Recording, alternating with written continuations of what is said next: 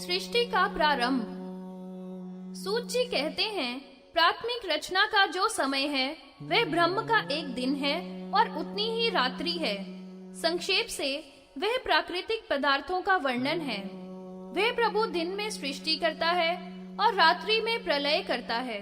इस उपचार से ब्रह्मा का सृष्टि करने का समय रात कहलाता है। दिन में विकार, विश्व देवा, सभी प्रजापति, सभी ऋषि स्थिर रहते हैं। रात्रि में सभी प्रलय को प्राप्त होते हैं और रात्रि के अंत में सभी फिर उत्पन्न होते हैं।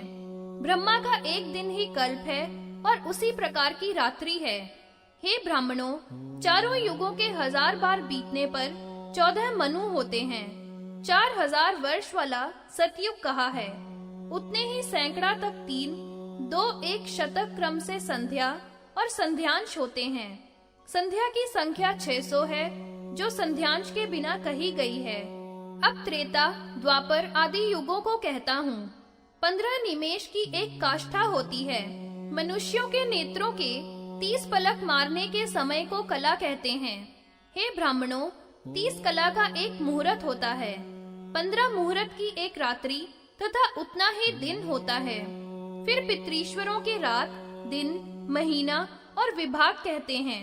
कृष्ण पक्ष उनका दिन तथा शुक्ल पक्ष उनकी रात है। पितृश्वरों का एक दिन रात मनुष्यों के 30 महीने होते हैं। 360 महीनों का उनका एक वर्ष होता है। मनुष्यों के मान से जब 100 वर्ष होते हैं, तब पितृश्वरों के 3 वर्ष होते हैं। पुनः देवताओं के दिन रात्रि का विभाग बताते हैं। उत्तरायण सूर्य रहे तब तक दिन तथा दक्षिणायन में रात्रि होती है। यही दिन रात देवताओं के विशेष रूप से कहे हैं। 30 वर्षों का एक दिव्य वर्ष होता है। मनुष्यों के 100 महीने, देवताओं के 3 महीने होते हैं। मनुष्यों के हिसाब से 360 वर्षों का देवताओं का एक वर्ष होता है। मनुष्यों के वर्षों के अनुसार 3300 वर्षों का सप्त ऋषियों का एक वर्ष होता है। 9090 वर्षों का ध्रुव वर्ष होता है। इस प्रकार 36,000 मनुष्यों के वर्ष के अनुसार दिव्य के 100 वर्ष होते हैं। 3,60,000 मनुष्यों के वर्षों का देवताओं का 1000 वर्ष होता है।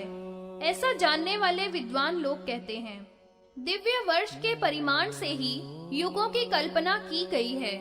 पहले सतयुग, त्रेता, द्वापर, फिर कलयुग कहा है। मनुष्यों के मान से तथा दिव्य वर्षों के प्रभाव से कृतयुग 100,000 वर्षों का तथा 40,000 वर्ष का है।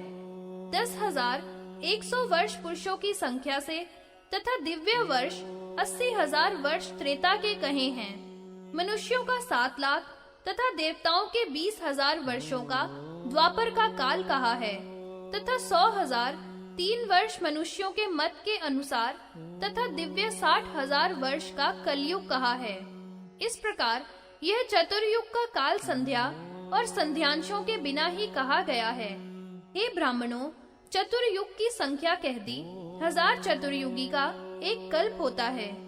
रात्रि के अंत में ब्रह्मा सब लोकों को रचता है और रात्रि में सब लोक नष्ट हो जाते हैं।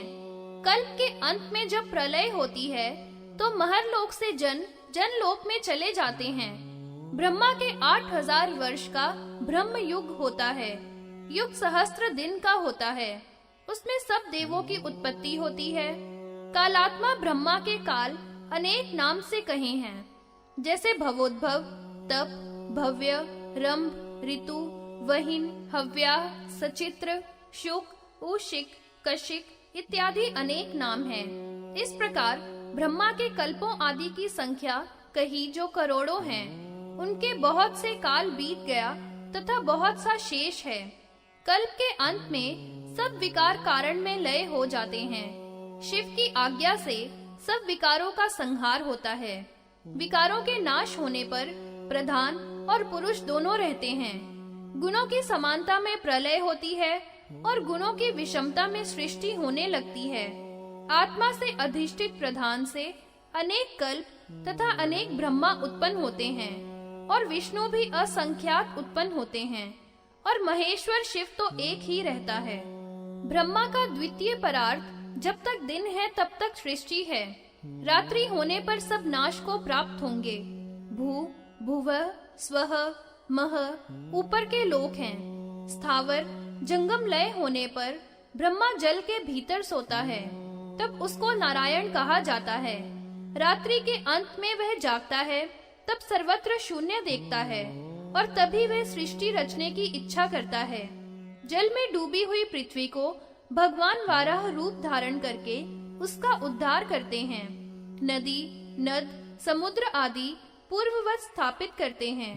पृथ्वी को ऊंची नीची से रहित एक सी करते हैं और पृथ्वी पर जले हुए पर्वतों को पूर्ववत स्थापित करते हैं।